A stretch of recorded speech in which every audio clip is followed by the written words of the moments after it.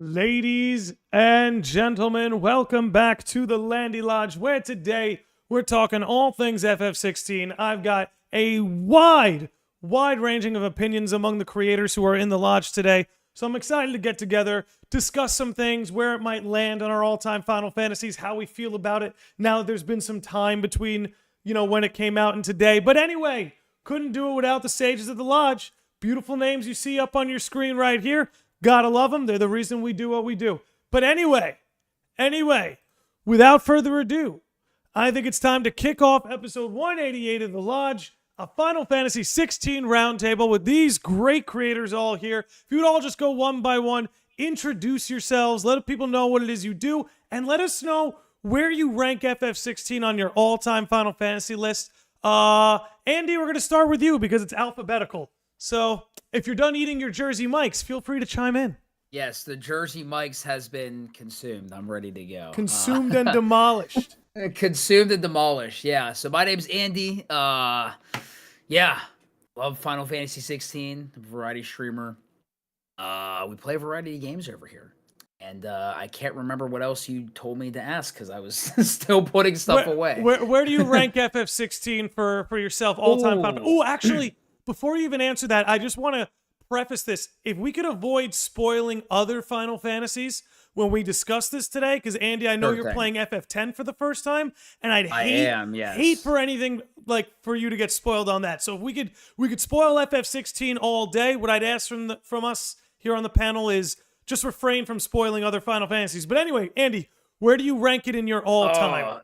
Yeah, out of the Final Fantasies that I've played, I haven't played all of them. I've played a handful of them. I'd probably put FF16 minimum in my top 3. But kind of like, I think my 2 and 3 are kind of, they're kind of interchangeable. Honestly, like, gosh, I was somebody who loved FF15 a lot because that was my first Final Fantasy game. And that was base FF15. Like, I know it's not a base FF15 is not good.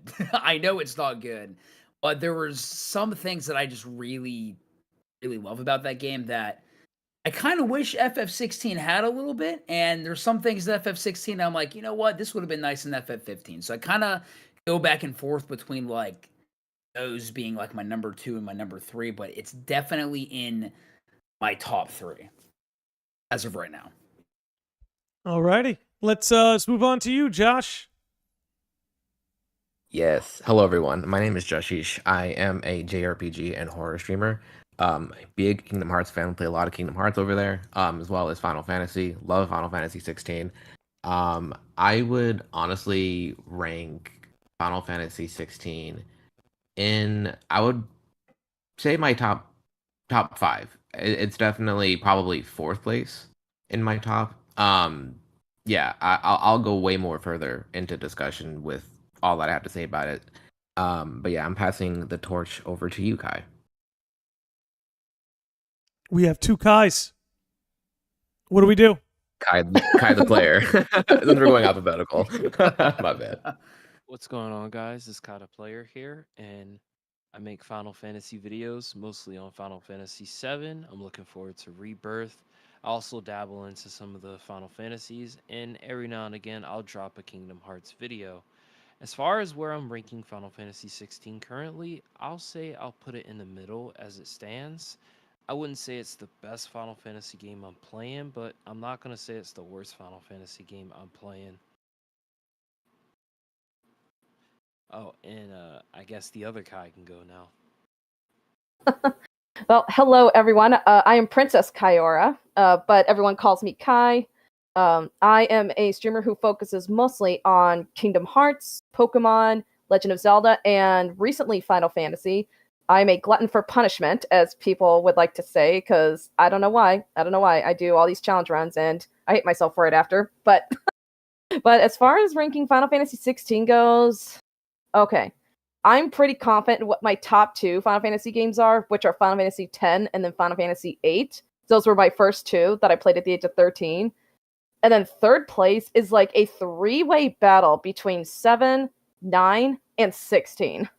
So they're literally like duking it out now. I'd have to go back and replay 7 and 9. I already recently replayed 16, so it's fresh in my mind, but I'd have to go back and play through 7 and 9 to really get it definitive. But basically, I guess that means 16 is at minimum 5th place, best 3rd place. So it's between 3rd and 5th place for me.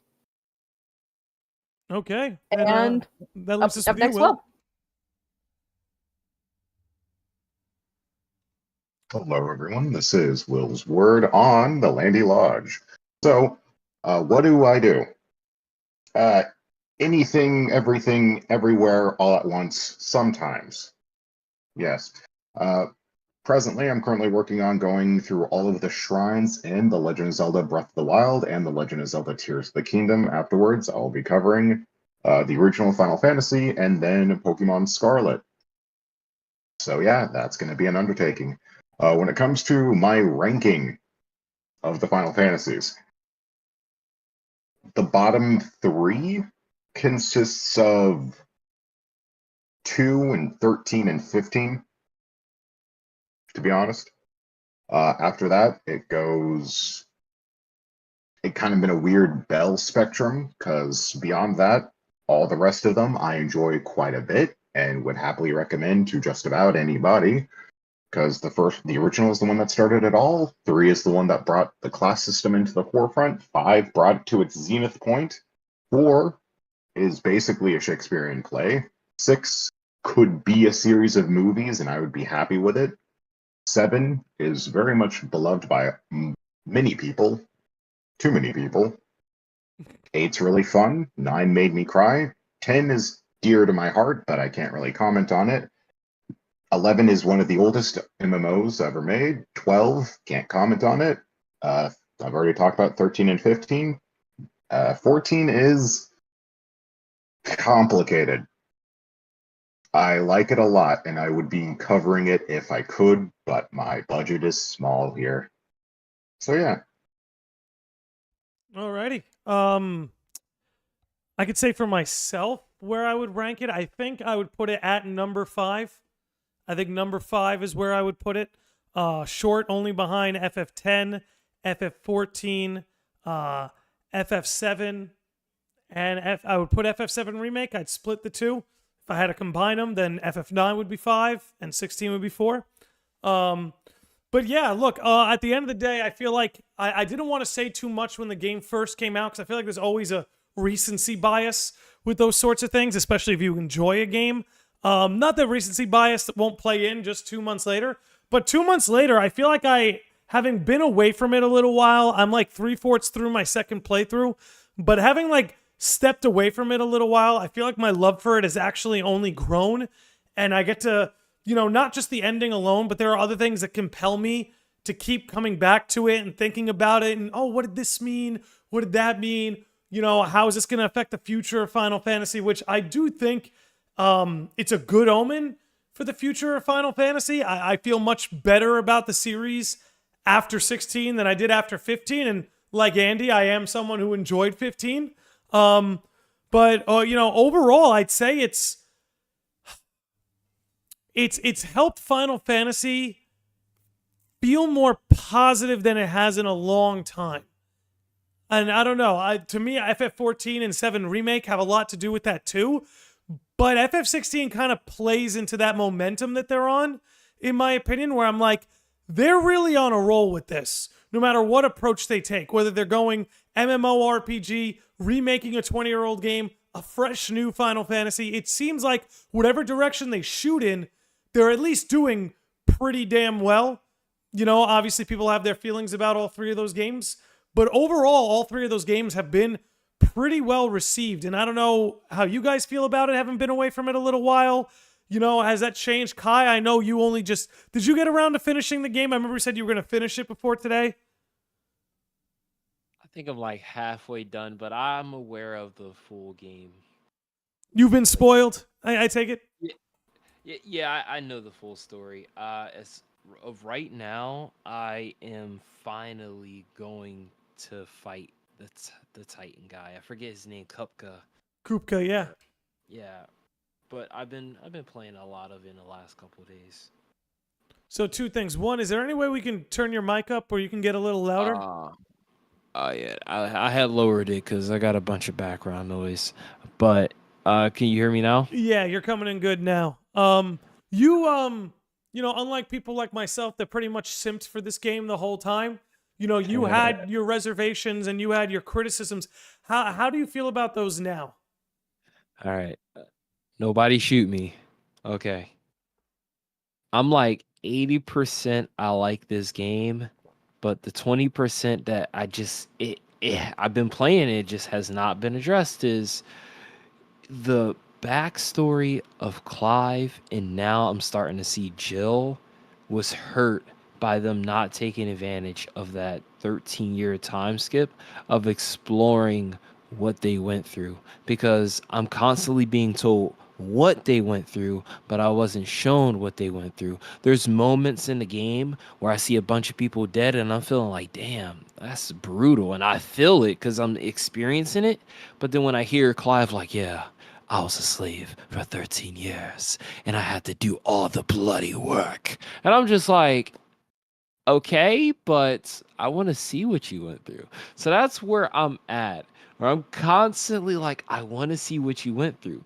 But outside of that, though, I'm really getting the feels like they really want you to feel some type of way about all these people being murdered. I hate his mom. Like, she's just evil just to be evil. Like, she has nothing. And like, she's like, you know what they say. When someone betrays another person, you don't trust them. You don't team up with a traitor because they'll betray you. And she's sitting there like, I'm going to make my son the new king. Get rid of your father. Get rid of your stepbrother. I mean, half brothers. Like, oh, wow.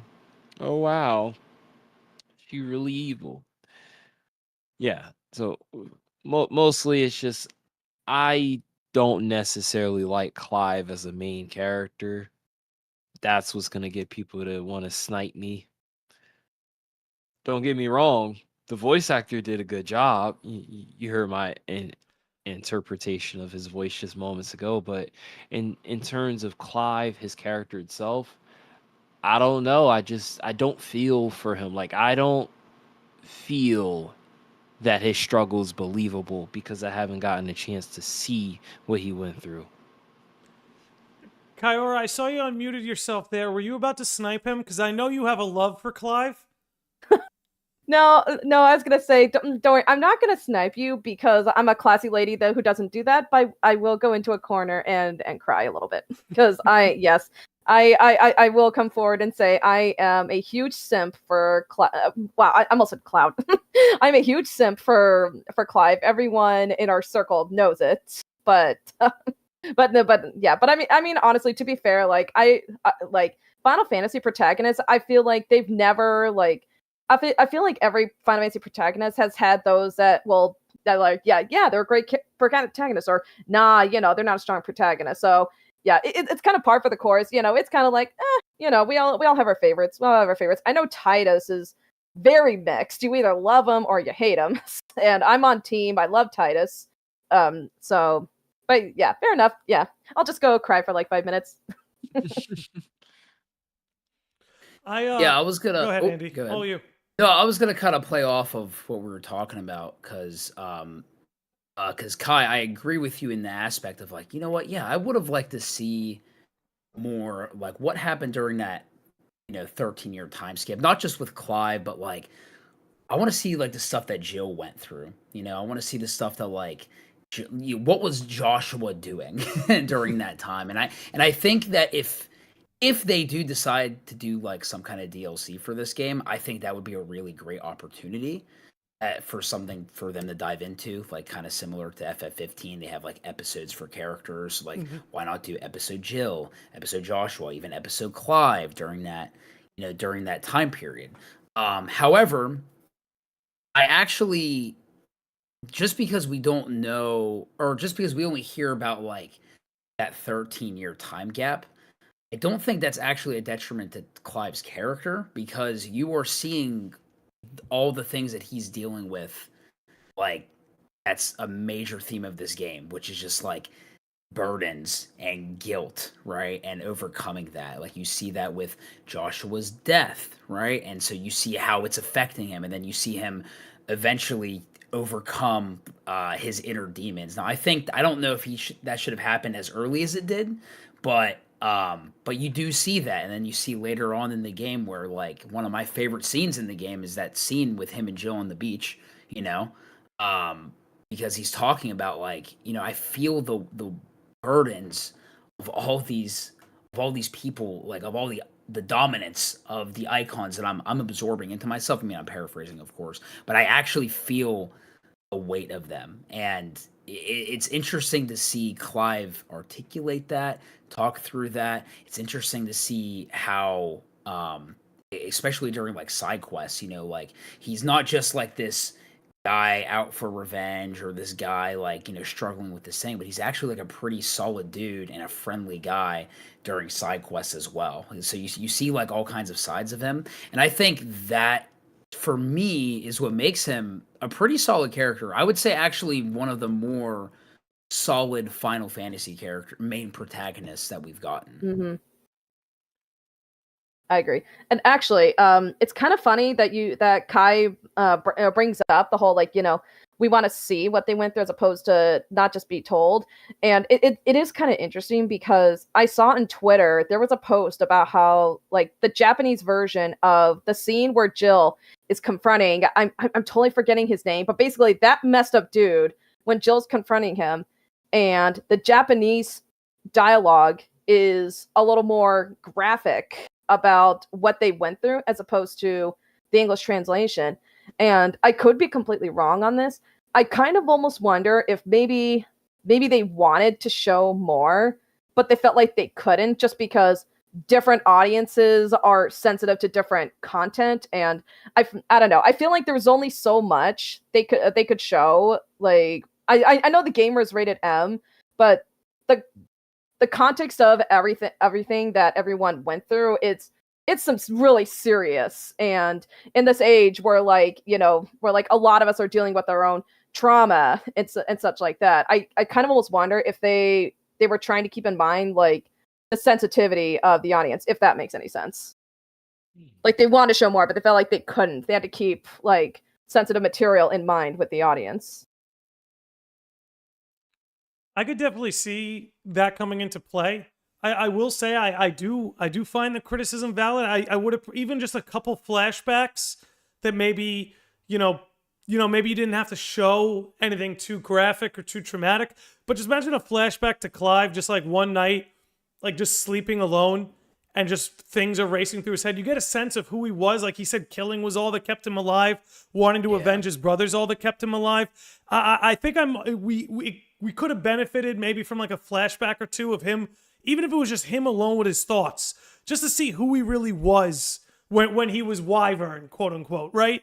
Because by the time we do the time skip, we have maybe 30 minutes until Jill's back into his life, and then the humanity and Torgal, and so the humanity starts to return to Clive very quickly. I do agree. I think we could have benefited from maybe flashing back to when he was a little bit more hollow, a little bit more cold. But I also do understand your point, Kaiora, that, you know, maybe they wanted to do something like that, but they didn't quite know how they could make it work while keeping it. I don't know. I could see it. Overall, I think I could say where I stand. I think Clive is actually one of my favorite Final Fantasy lead protagonists, like main protagonists. And Kai, I would implore you to finish the game, because while your criticism is valid, there's a lot to Clive that especially comes into play in like the final act, the final third of the game. Because I think, and Kaiora, I think you brought this up earlier. I will say I often find that when I play a Final Fantasy, my favorite character is never the main character. Like it's always, that's how I usually feel. Yeah, it's always But somebody. not with this game though. Like for me, FF16, I was like, I feel like the main protagonist should not be my favorite because they never are. But like honestly, like in between like him and Joshua, like those two were like my two favorite characters, and I can confidently say that. Again, that's an opinion. I will say Clive probably ranks number 2 for me. Sid is number 1. Sid is just, Sid. even with his 2 hours of screen time, like, just, I don't know. Brilliant Quality character. over quantity. Some of the best 2 hours of the game was Yep. with Sid. Can we talk about the sword joke? Which one? Oh my god. Wait. Oh, okay. Just think. Thank you, Clive. Nah, what Mine's still gets bigger. me was whenever they're in Lost Wing towards the beginning, and I was like, what am I gonna do if we find your scout? And he's like, I don't know, shout, and then he finds Gab. He's like, Clive. I'm like, that's amazing. That's amazing. Yeah, my favorite. My favorite scene with them was the sword joke. Which, yes, I know it's my brand of humor, but I mean, you think about it, like, there's this like really serious game, serious storyline, all this serious crap is happening, and they still managed to get that kind of joke in there. I'm like, Listen, thank you, Square. You Thank you. put two dudes together long enough, a dick joke is coming. Like, it's just it's just a matter of time. Yeah. You know, my favorite scene, I think maybe in the whole game, is after Clive learns that he's responsible for Joshua's death, and they basically have to chain him up, and he's basically telling Sid to kill him.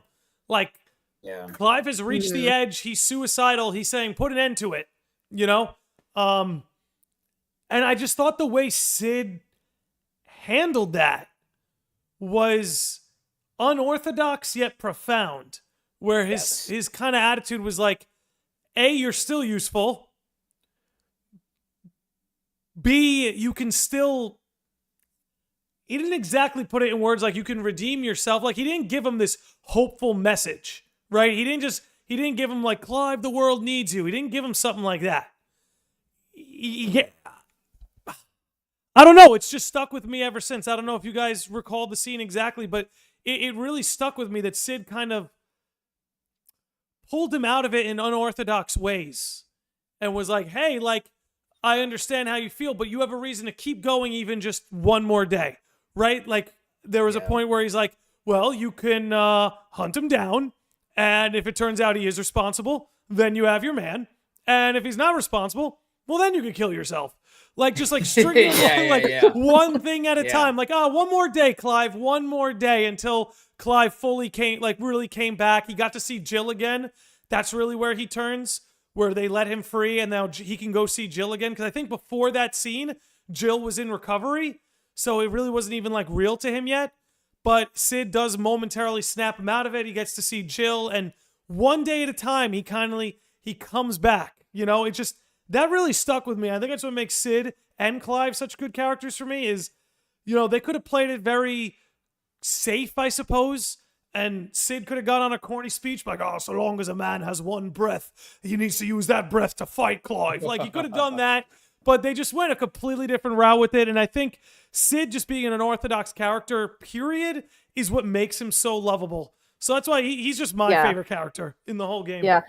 I feel like going on a corny speech like that, like, that would have been out of character, and I would have been like, nah, bro, like, this is Final Fantasy. This ain't Kingdom Hearts. None of this. Your friends are your power bullshit. Get trust and get out of here. that type of thing. Well, yeah, and I was Although later in the game, there's a couple of my friends are my power moments, but we'll get to that. I was also gonna say, like, you know, I feel like Sid says that because it kind of like, because it's so unexpected, right? Because like you kind of expect like, oh, like, you know, like the world needs you type of pep talk. But Sid's like, well, I mean, if you're the one that's a big responsible, then yeah, go for it. But like, because it was so out of nowhere, I feel like it actually made Clive like really think about it. Of like, because I you know, like typically that's what you expect, and I bet even Clive might have even expected that. You know, I mean, I don't know. I can't look into his mind in that exact moment, but it probably really made him think about like, wait, like, really? Like, you know, at least that's how I would have responded. And then I would, you know, kind of second guess things and be like, do I really want to do this? Do I really want to like die? Like, do I really want to just end it right here? So I don't know. No, I think he just encouraged him to see it through. Yeah. Mm-hmm. You know? Okay, Kevin Ribeiro quoted some of it in the chat. It seems to me that since you're still breathing, you might as well make yourself useful, get dressed, And as pretty as you are, you're not my type. That last one. Too good. Too good. But I don't know. Maybe getting off Clive for a minute. Who would your guys' favorite supporting character be throughout the whole game? Ooh. Maybe Jill. Joshua for me. I'm gonna say Jill. I have a soft spot for my ladies, for my fellow Square Enix ladies, and yeah, Jill did not disappoint me at all. I was so happy Jill was awesome. She's number 3 for me. with her. I'm like, yes, I love you, Jill. Yeah, she's not my favorite. Yuna is still my favorite Final Fantasy girl. She'll always be my favorite, but Jill is pretty up there. This is just my opinion. I feel like Jill is the best Final Fantasy leading lady that we've had since Yuna. Let's I don't know if I agree with that. I mean neither. I'm gonna give a shout out to Y'shtola. Y'shtola's pretty metal. So I think like I like Jill. Don't get me wrong, but I feel like there was just more to her that we just didn't get to see. You know? I concur with yeah, and so like I do like her a lot, but I don't know. I don't know if I'd put her in my top 3. Maybe top 5. I don't know. I'd have to think about it, but like I can't confidently be like, oh yeah, like she's definitely like one of my top favorite female FF characters. I don't feel good saying that because I definitely think I feel like there was more to her. Like what we got of her was great, and I love that. But I feel like there was just something missing. I feel like I just needed some more, like kind of like what Kai was saying earlier. Man, I would have loved to actually see, even if it's just a flashback, like Landy was saying, some of the stuff she went through in the Iron Kingdom. You know, kind of like solidify more, like to actually kind of make me feel more connected to her and make me, I don't want to say understand her more, but just to feel like I guess for me to feel for her more. Like I don't know if that's weird to say, but like I love Jill, but that's just my personal take. No, I totally get what you're saying. Honestly, like what you said about like wanting to see like more, like that's kind of something that I feel about basically all the supporting cast. Like this is a game that's asking for like every main character to get DLC. I especially like probably even more than Jill and Joshua. I want episode Dion. That is a character I need to see more. I need to see my awesome Backstreet Boy Bahamut more. I loved Dion. I did not expect, like, when Dion was first introduced, I'm like, okay, it's Bahamut, he's Bahamut, cool. And, like, I thought he was gonna be, like, all the others were like, you're gonna encounter him, you're gonna fight him, you're gonna take his power, move on, the end. But no, he ended up bouncing back, teaming up, and I'm like, I freaking love you. Please don't die. Well, I think what I love, what was so smart, I feel like with Dion, it's just like the pacing of his character was probably the best in the whole game.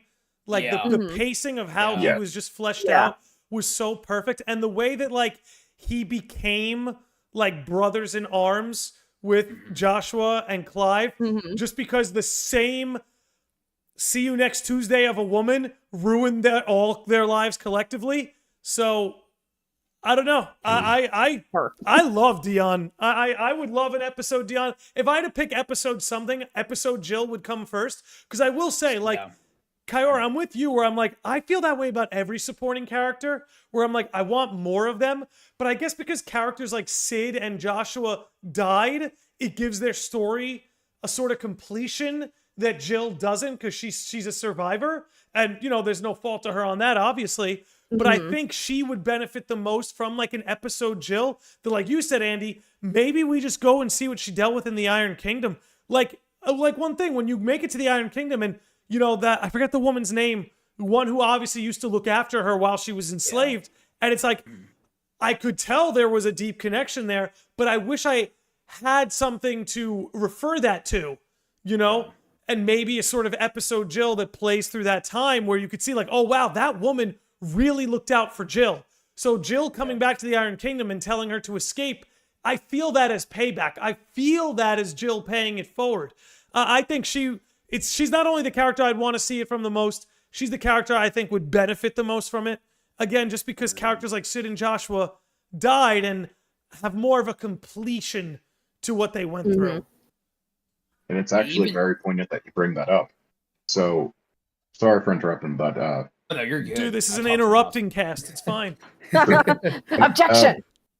Taking a step back, when it came to Clive, the best and worst thing about him is that he suffers from the paradox protagonist syndrome, like in the vein of Titus, which, by the way, it's pronounced Titus, Tidus. Titus is Titus, which is the book in the Bible. Just putting that out there.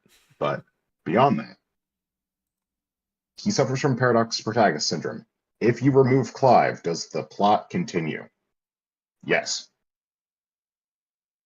And that's Can the you sad flesh part. that out a little bit more? Can you flesh, because how does the plot continue without a mythos and a logos? How does the plot continue without Ultima's vessel?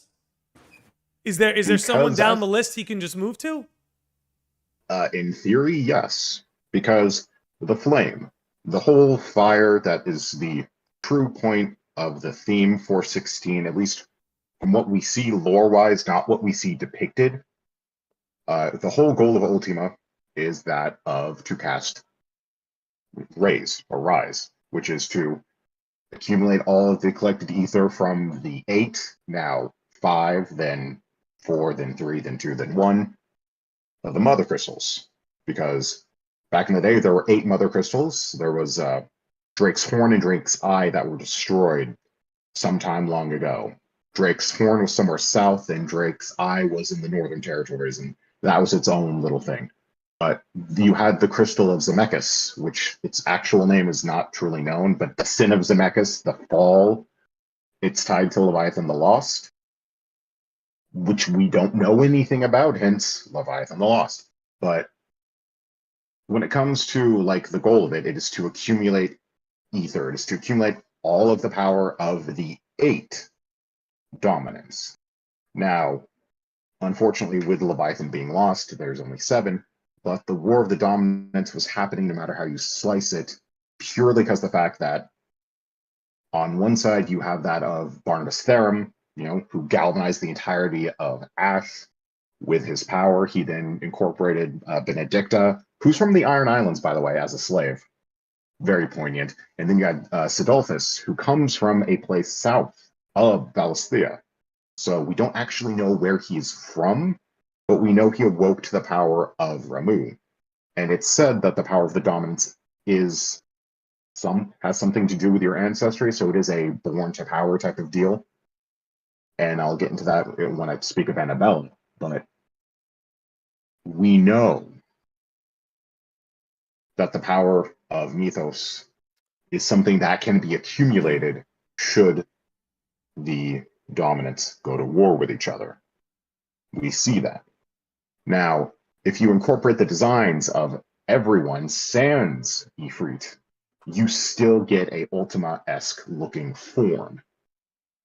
Arguably a more angelic-esque looking one, which would tie into the fact that Joshua, who was the dominant of the Phoenix, his whole shtick when he was just a wee lad into his storyline and beyond was that of having all this power doesn't make me good. Knowing what to do with it and knowing that the responsibility and the weight of this power must be distributed and shared among my people, which is why he has the Shields of Rosaria. That's why that's why he does anoint that power of the Phoenix onto Clive. Because the whole thing about the dominance, in fact, we see that with Silknir, which is his own weird existence, quite literally. The dominants have the ability to impart portions of power onto people. And so you can, in theory, do that. That's why the Royal Knights of Waloed are so stinking powerful, because they have a portion of Odin's power. Mm-hmm. And that's why, Torgal is as strong as he is. That's why we fight the Harpies with Benedicta's crew, And that's why the Dragoons are as terrifying as they are. The literal legions of Dragoons that they have. But for like the crux of it, it can still be done, but it would warrant there being, you start at the Night of Flames and you do not cut back or out. So that's a full 13 years of depiction of everything that happens. You would arguably focus on Jill from that point, because with Joshua, being sequestered away thanks to Yote and the Order of the Flame, that is its own thing. So, it is what it is. But for Jill, we then could see how the Ironborn treat her. You could have seen her relationship with Marley, which is the name of the lady that was taking care of her. You could see how weirdly depicted the Iron Kingdom is, because the crystalline orthodoxy in its existence is backwards in the vein of how it's treated amongst all of Alicia. But we see, as so far as the lore goes and what is depicted, Sid was wrong with his saying, oh, the crystals are the problem here. And the huge tagline, the legacy of the crystals has shaped our destiny for too long. Cool tagline, absolute horse puppy. Because it is not, in fact, the mother crystals that are bringing about the blight. It is the abuse of the mother crystals that is bringing about the blight. And that is only happening because of Ultima. And there's two whole branching thing of the lore and for the religious bodies, because you got the crystalline orthodoxy that worships the mother crystals as their own deities, as their own separate thing, and therefore they do not use their crystals. They don't wield ether outside of what they naturally can wield themselves among bearers and such. So that arguably they're more technologically advanced than the entirety of both Ash and Storm. That's a huge thing. And they're technically right. Because what happens when the crew heads to Sambrique and tackles Drake's spine? They fight Typhon. They wake Ultima up, which then further triggers stuff. Now, Ultima has been pulling the strings with Barnabas for a while, and that's a mix of his entire people being slaughtered to the last child, because he is the last of his people. He's from a southern point of Alisthea, outside the mainland, kind of in the same vein of Sid, and his people were attacked. His mother was killed. The woman that the visage is, that is in fiction of his mom. Now, Oedipus complex is not that withstanding. Him awakening to the power of Odin and then sacking an entire continent is huge. We don't see that anymore in fiction in that type of vein. And I would love to see that depicted. An episode Barnabas of us seeing him galvanize the entirety of Ash would be dope. Yeah, an episode Barney would actually be pretty cool, because I feel like, Episode Barney. Great title. I don't know why I started calling him Barney and I can't not now, but it's he is a very, and we talked about this on the episode we did with Josh, but it's Barnabas in a lot of ways casts a dark mirror over Clive, where it's Yes, Clive could have been Barnabas if not for those strings of consciousness, those connections with Clive, Jill, Torgal, Sid, the Hideout. That's what he very well could have ended up as, is much similar to the way Barnabas is. Now, by the time we bump into Barnabas in the game, he's hollowed out. You know what I mean? He's hollowed himself out to Ultima. He's given over his life to Ultima and Ultima's agenda. He's just, he speaks very monotonous, because it's a personification of his duty, of what he believes his duty to be. I think we could benefit a lot from seeing how he became that. Maybe seeing him before Ultima's influence really played into everything. But, because I feel like as much as I liked Barney, I find a lot of the other icons a little bit more compelling. I'm more compelled to Dion with Bahamut. I'm a little bit more compelled towards Kupka and Benedicta. But that doesn't downplay how cool of a character Barnabas is and how cool his Odin was. But I don't know. Yeah. He's someone I wish we could have gotten more from, I will say. Yeah, and I feel the same way, because whenever you look at characters like Benedicta, Hugo, Dion, these other dominants, you see things that they've went through. Like you see I mean, even a little bit with like Benedicta, like you could like the stuff that she's went through with like her past, it's kind of like reference and things like that. And you see her have that meltdown. You see Hugo go through some stuff. You definitely see it with Dion. But when you get to Barnabas, it's kind of like you got to him and his character's already kind of solidified. It's like you don't really see like or experience like his, what that process was like whenever he, whether it was him just like giving up his consciousness or whatever it was to Ultima, or just you don't actually you meet him and he's already pretty solidified. And that's why I also think the episode Barnabas would be really cool to see like pre-Ultima and kind of that transition and that slow descent into madness, I guess. Or as Barnabas would call it, just clarity, to be honest, depending on the perspective that you have, right? But a false sense of clarity, if you will.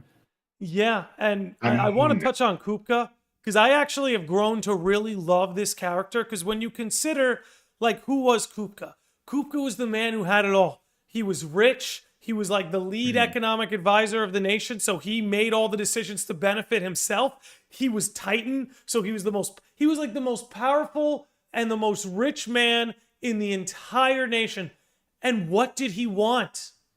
He wanted love.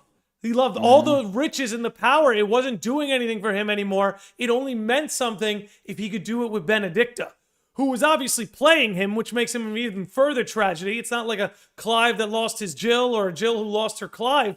This was a man who was being used, but he had it all, the power, the money, the political position, and he lost his mind when he was denied the love he thought he had. And I don't know, it was easy to hate him when I was vicariously experiencing the game through Clive, but like kind of looking at it now more outside in, I'm like, he might be the biggest tragedy in the game. Because he had it all, and then he gets his hands taken from him, which was so cool. So freaking cool. And he deserved it. And I will say Kupka deserved everything he got. I'm not saying he's a tragedy in the sense he didn't deserve what he got, but it was just sort of the idea of like, he was willing to do unspeakable things in the pursuit of love because it was the only thing he was lacking in his life. And you could have it all. If you're lacking love in your life, you're going to end up like Kupka. And it's just like, to me, that's what just makes him so compelling.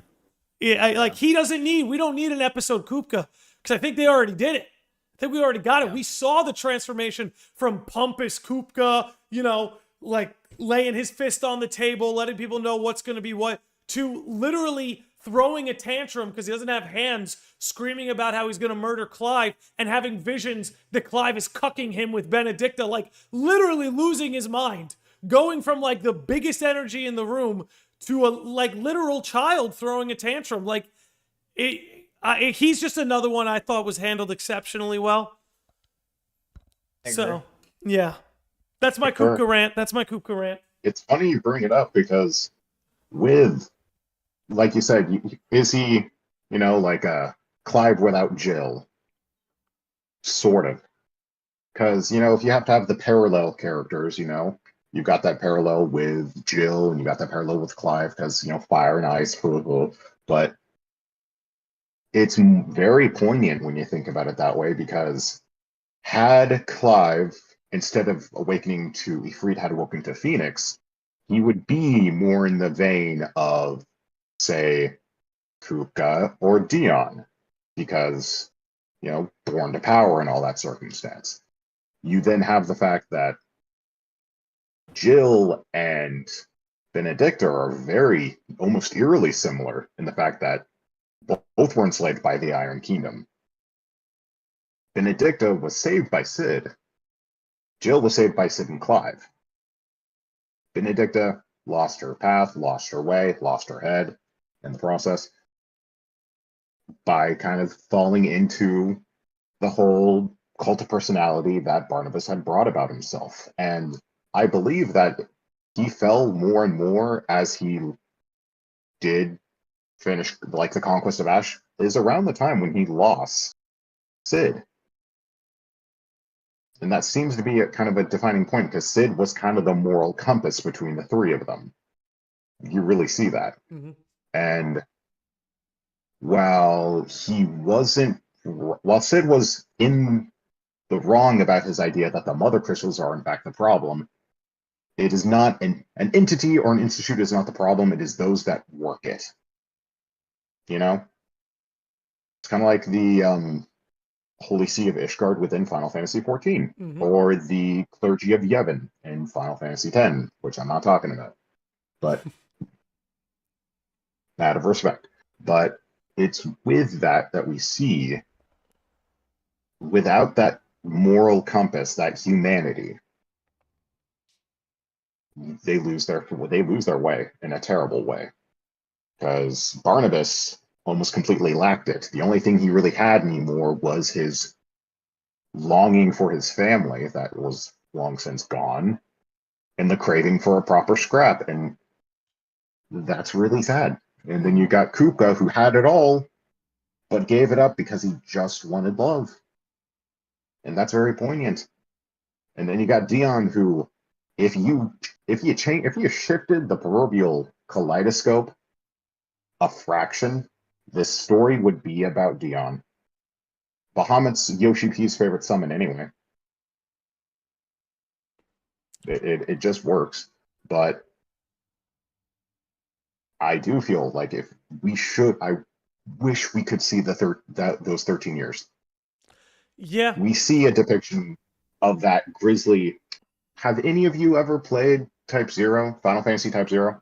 Josh, you're in. Yes. That's me. Okay, let me expound. Have you finished Type 0? Yes. Yeah. Okie dokie. Hey, thank you. Thank you for playing. And that is an example of a boots on the ground story that I feel like what we should have gotten from the War of the Icons, or like from Final Fantasy VI, the War of the Magi. You know? I've been craving something like that since we got Type 0, and we've never quite gotten that. We get glimpses of it in 16. We see an inkling of it, but we don't actually have it. And I hate that. Yeah, and because, go ahead, finish up. With the power of an icon, specifically, like, say, with Phoenix or Bahamut, you've got that rich opportunity that Yoko Taro works for Square Enix. The homie made Drakengard. If any of you have played Drakengard, thank you. And in that game, you have the option. You are playing as, your dude. And I will not name dudes, but the dude. And then you have you've got Angelus, which is one of the dragons, because you've had a dragon with you in Drakengard 1. And your whole goal is to fight swaths of enemy with sword in hand, or be on Dragonback and burn them down with fire and blood, which is very poignant given the fact that this game has a lot of references. Both games have a lot of references to A Song of Ice and Fire, but it's stuff like that that I really wanted to see in 16. You get that in stuff. You can actually have situations like that in Type 0. And if any of you have gone through Drakengard 3, you've got some moxie, so well done. But in Drakengard 3, you are effectively having a War of the Icons, in which you're a powerful person. There's only a handful of you in the world, and you and the others are going at each other's throats like it's Black Friday in the US. And I wish we could see something like that. I've wanted us to see a depiction of the Keyblade War forever, there's a brief picture from years ago, 2005 era. So right at the cusp of when Kingdom Hearts 2 dropped in Japan, and there was this thing from Famitsu that showed Terra that we didn't know it was Terra at the time. His armor was damaged, his faceplate was cracked in half. You saw just a glimpse of his face and the fury on his mug. I know I what was you're like, talking yes. about. I remember Yes. that. And I remember there were rumors, like there were some people that actually thought that was a grown-up Sora. I remember that specifically because of the blue eyes and the Mhm. brown hair. There were some rumors that it was Yeah. adult Sora. And poignant enough, in The Gathering, which, secret video from Kingdom Hearts, I don't think we've seen it yet, by the way, in the timeline of the series. I think we're going to see The Gathering in around Kingdom Hearts 4 or afterwards, and it's going to be Terra Aqua Ventus picking up the Keyblades from folks that aren't in reality anymore, dealing with what's coming. Because Riku's gone, Sora's gone, Mickey's on his way to Scala ad Kylum. Which one? Because there's possibly 3, maybe 4.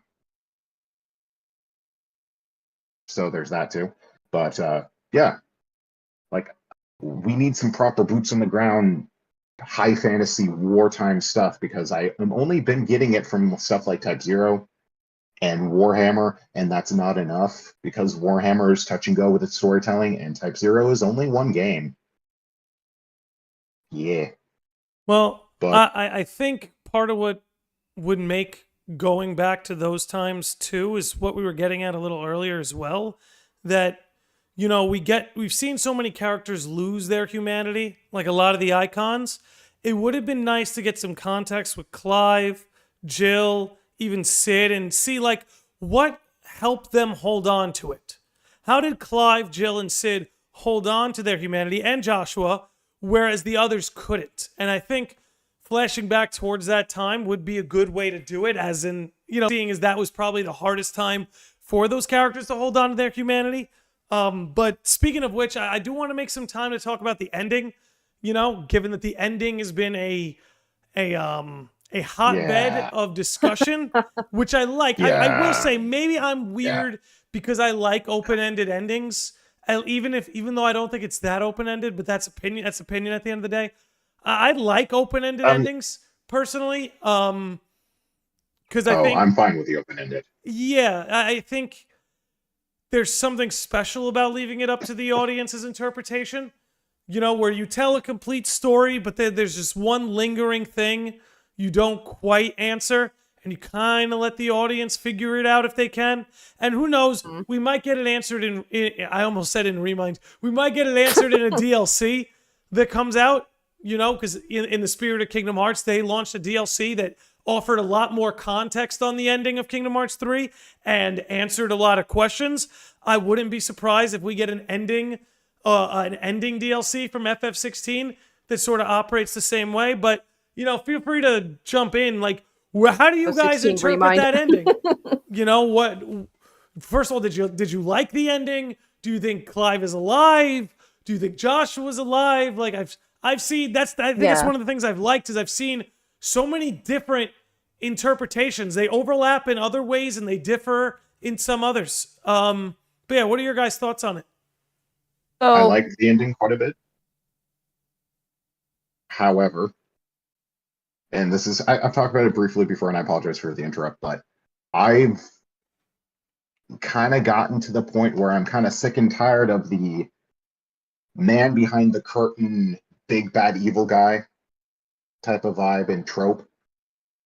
Something I've always been poignant with, especially because, again, this game, when you have a depiction of war in any way, shape, or form, and this is kind of an issue I have with Type 0,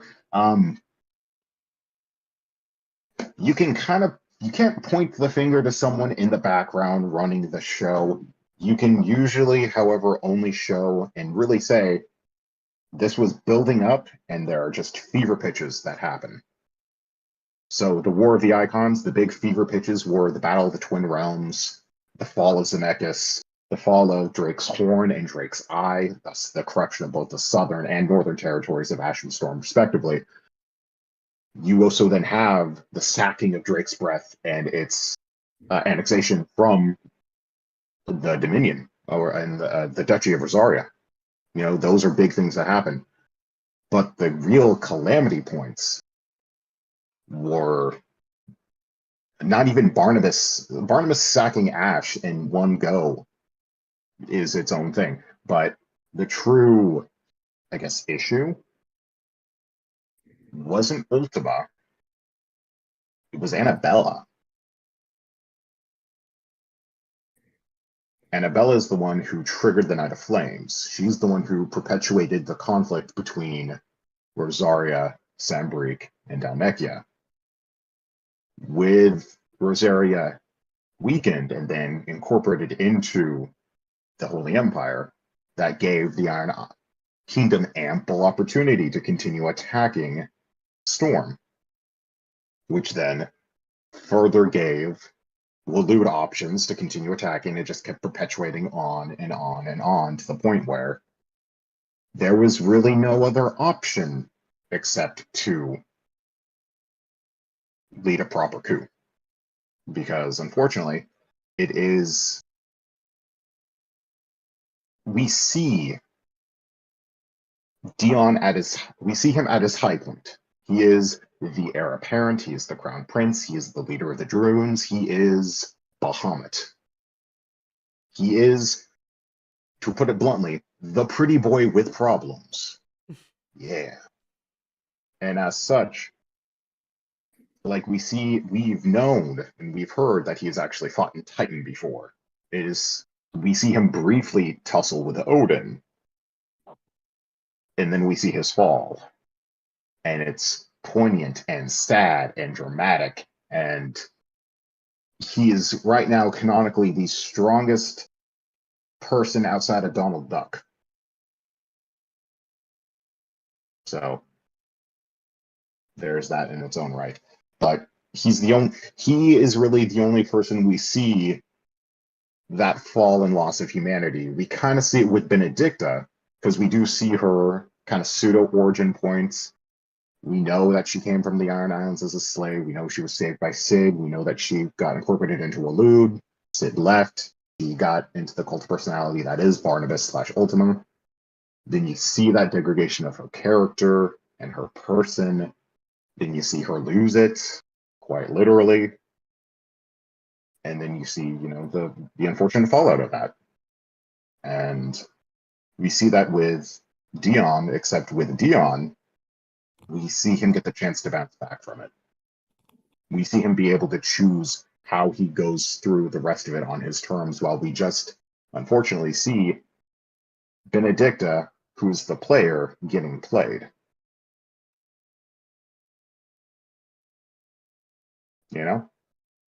And Kevin, who's in the chat, has been, putting down a lot of very poignant things here, which are all really solid, especially the part of the Shupoth. Well done. Well said. Thank you. The open-ended ending being called Death of the Author. That is fairly true. When it comes to the ending, I'm going to be completely honest with you guys. I do not like Ultima as the villain of this story. Because yes, you don't have to explain, you don't always have to explain the magic. Look at Star Wars. Either Legends canon, the canon or the stuff before Legends, or the new canon. The new canon sucks ass. I have read it, I've watched it, I am not impressed in the slightest. I've read through the entirety of old Legends. Some of it's good, some of it's really bad. Other parts just don't make a lick of sense. Metachlorians, the wills, just funny. Stuff like that, it's cool.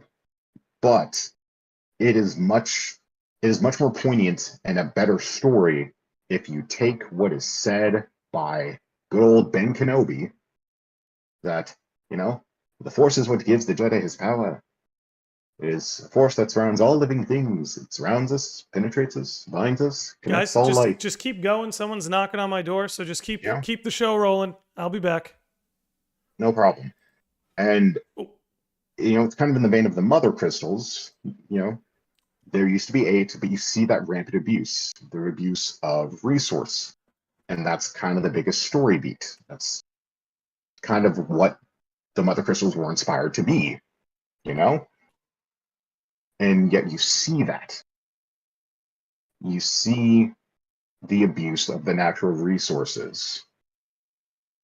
Now, when it came to the fall of Zemeckis, this is a lore beat that you can get from Vivian Ninetails and Hippocrates, that there was a people that rose to the heights of their technology and their magic. So not just their magic, but also their technology. And that's what we get the Flying Fortresses from. Now, when it comes to the enemies that we fight, the Fallen and the Arekius,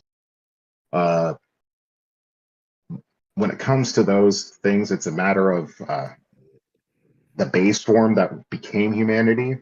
It was kind of this amorphous thing, and then it created its own personality. It created its sense of self, thus becoming human, which is hoop, fly, and dandy.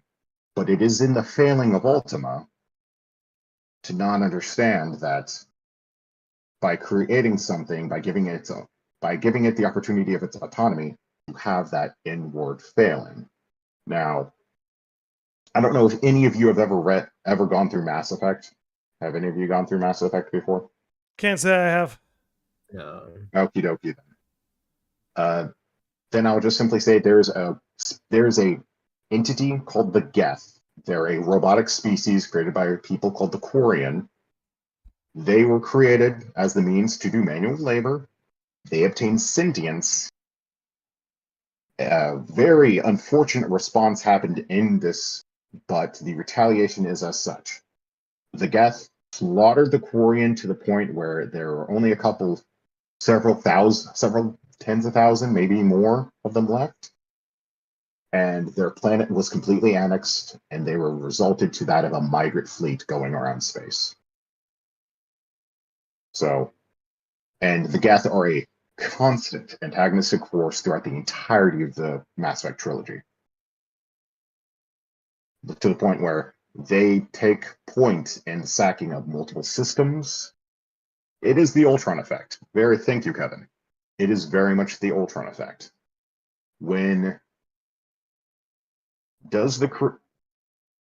It's the whole thing between the creator, creation, and the dichotomy between the two. Does the creator have the right to call its creation if the creation itself is detrimental not only to the creator, but all other creations in and of itself? Now, Ultima's existence in the utilization and cultivation of ether through the mother crystals is a flawed prospect, because the way that Ultima and his people wield ether is incorrect. We see that. We see that quite a bit. And it's through the Iron Kingdom of all people. And the Iron Kingdom, by their definition, morally speaking, are wrong. It's in the Japanese translation, this was spoken of before, that when Jill killed Patriarch Irem, she speaks of the fact that he kept people in chains. The bearers that he had, they're either used for labor, work, or killed in ritualistic sacrifice. There are women under there are women that are under their charge that are brutalized in every way you can depict. Now, it's not depicted, it is said. It is told, not shown. But that did not happen to Jill, that didn't happen to Benedicta, because the fact that they had the power with them. And it is in that point of power that does have certain things. And yes, let's double back to the game. Kind of detracted off that. That's my bad. But yeah, so I'll keep it short and sweet. I like the ending. I kind of like the idea that Clive was the one who wrote the book, right? You know, penned it under Joshua's name with that whole side quest with Harpocrates of like, oh, like maybe you'll pen the story one day. You know, I think that's really interesting. At first, I was like, oh, Clive is dead, but then Landy and I did a podcast, and Landy's very much like, I think Clive survived, and gave some very overwhelming but good evidence. And I'm like, well, dang, he probably survived, you know? So, but yeah, I'm Mhm. kind of with you. I like open-ended endings. If, you know, I do like endings with a conclusion if, you know, if I feel like it's done right and if I feel like things come full circle. But yeah, no, I like the idea that I'm sorry, not Josh. Clive wrote the book, you know, in Josh's name. So yeah. Yeah. It's yeah, actually, yeah, I was about to yeah, say something about that. Like I've seen like multiple things about like, you know, what could it you know, what happened exactly to Clive, like, you know, but I'm definitely with the theory that Clive took Joshua's name and wrote the book, especially when you consider after Sid died, he took Sid's name. So there's a lot of Yeah. evidence with that. And I especially wanted to believe that theory because me being very emotionally attached to these characters, the ending broke me. So any sort of theory I have that supports Clive possibly living, like, is definitely one that I'm with. On top of that, I have a little funny story about that ending because my friend and mod Peach, she was watching someone stream and they powered through that game. So Peach knew about the ending long before I finished the game. And I remember like texting her like, "Oh my gosh, Clive and Jill are so cute," and like her, you know, being all like cheeky and be like, "Oh, just wait till the ending," like winky face. I'm like, "Hello, okay." I'm like, "Okay, I'm excited about this ending." Although, ha ha ha, I forgot it's Final Fantasy, and I was like, and I was literally texting her. I'm like, "How dare you? How dare you? You did not tell me this ending was gonna break me." She's like, "Sorry, dude." I'm curious as to what Josh has to say. I feel like he's been wanting to say something about the ending. Yes. You literally stole the words out of my mouth, Andy. Like I'm very much like on board with that. Like I'm very open. Like I like open-ended endings. I remember like at first being just completely like, wait, what? Because like I felt like it ended just so abruptly. Like the explosion happens and then Clive's on the beach and the credits rolling and I was like, oh wait, I was expecting like a bit more. I don't know what I was expecting, but I was like, oh dang, credits are rolling. That's wild. But then I was like, oh okay, like I guess I can see what they're doing with that. And I remember I had to sit on the whole like basically the post credits scene and I remember being like, wait, how is that possible? Because I was like, in my head, I was like, I think they said something along the lines of like the for the Phoenix, like it can mend its wounds, but like it's not like he's not God. He can't bring him back to life. Not even So I Phoenix feel can bring back the dead.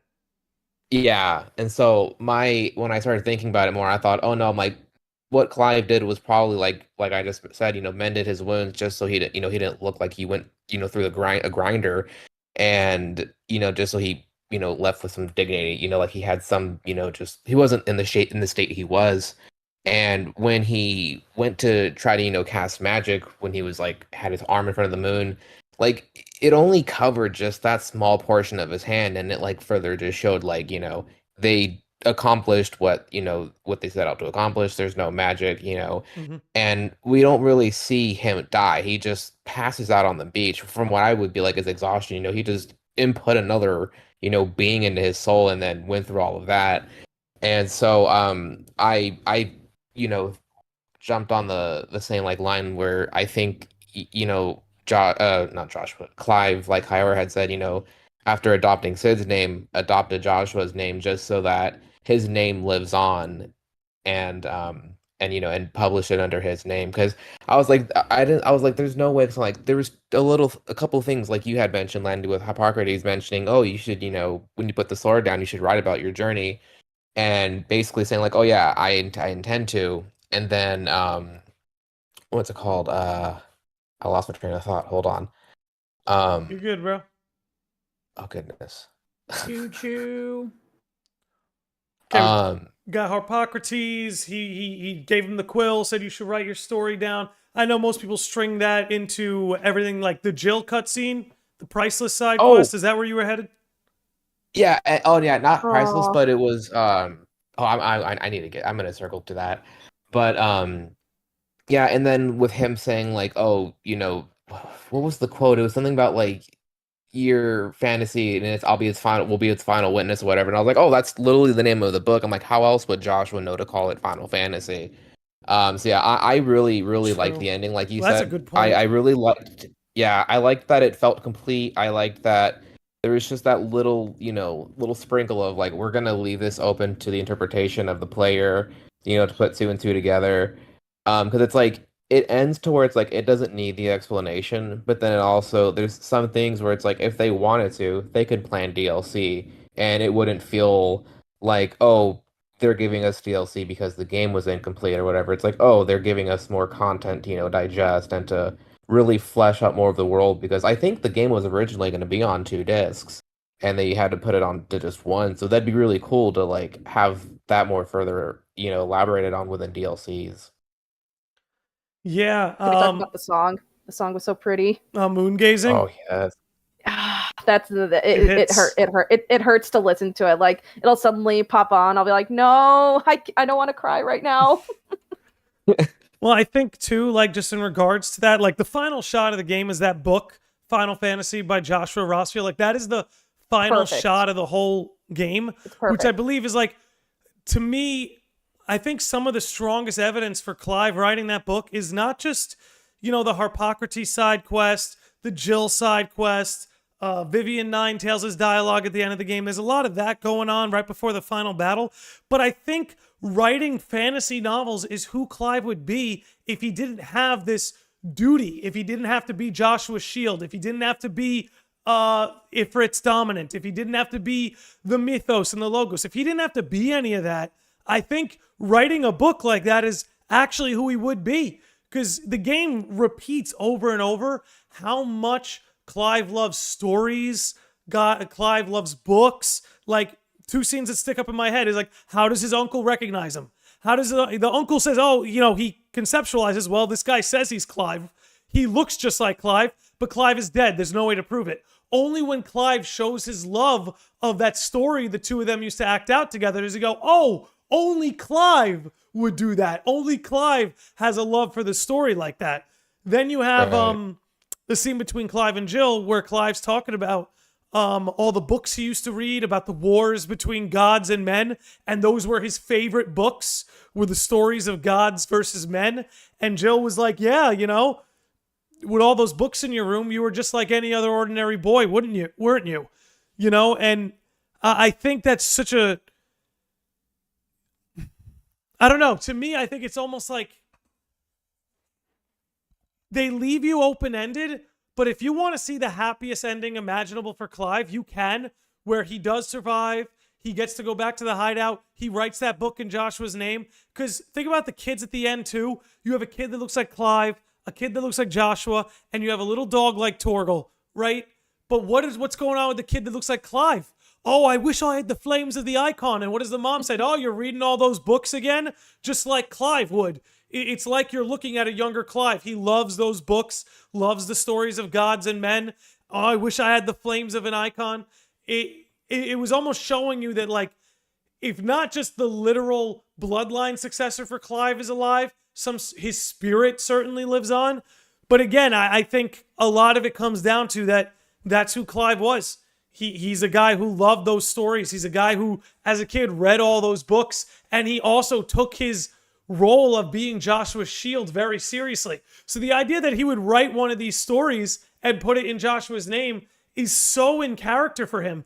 And again, this could just be a giant dose of copium because I really like Clive and I don't want him to be dead. But I also given to Max Durat, great YouTube channel people should look into, did a great video on FF16. He kind of postures that the audience member, them interpreting Clive as alive or dead is incumbent on whether or not they believe in free will. Like, if you believe in free will and the strength of the human spirit, you think Clive is alive. If you're more of a determinist, you think Clive is dead. Because this is something that Final Fantasy addresses a number of times in his history, Kai, like FF9, big theme is like, is it free will or is it determinism? FF12, you see a lot of that too, you know? And FF16 is just sort of that question postured all over again. So I don't know. I fall into the aisle that Clive survived, but I also completely understand the interpretation that he didn't. You know, I know some people bring up the petrification on his arm, but the amount of petrification Clive had was nothing compared to the petrification Sid had, and Sid got to go on living for quite a while after addressing it. So I don't know. I would just need more convincing if Clive isn't alive. And when would Clive have had time to write the book? You know, because like that side quest happens at the very end of the game. So All he needs is a soft. It keeps petrification. Just someone come along, give him a soft, and he's fine. Can I say something? No, Kai, you can't. You can't say anything. Right. We passed the hour and Now- 15 mark. Actually, really quick, I'm so sorry. I actually have to bounce now, but thank you so much, Landy, for having me on here. It was great discussing this with you. Thank you so much. Of course, Kaiora, thanks for coming on. thanks for Thank you so much. Bye, friends. See you having you. later. See you Later. later. Okay. All right, you're up. Now, from what I've been listening to, right? From my playing the game, the biggest thing is Joshua has been like Clive fanboy 101, right? From the beginning of the game, you're told, I look up to Clive. I want to be like Clive because while he was cherished by his mother for that brief period of time, Clive was kind of like demonized. But Joshua always wanted to be basically what Clive was. Now, at least my interpretation is that throughout the game, Joshua has this big admiration. Even when he's older, he goes out of his way to protect his brother from Ultima, sealing Ultima in him and doing probably like one of the biggest sacrifices in the game. I think he's one of the most crucial characters. Without him, the plot just everything be screwed. I personally think that Clive is the one that died in the end. Joshua survives, and because of his great admiration, wrote a book where Clive is in essence the main character, because I feel as though that would go in tune with how he portrayed himself in the book of having a great admiration for Clive. If he's willing to sacrifice himself for Clive, I think he'd be willing to make a whole story centered around his brother. But that's just my interpretation of that. But in regards to open-ended stories, I typically don't like open-ended stories. I don't like them. When I played 13, I was happy. Okay, 13 ends on a happy note, or they accomplished what they did.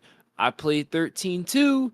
To be continued irritated me. I didn't like that because it's just like, well, what happens now? Why did she die? Okay, I know why she died, but why? Why? And then that's it.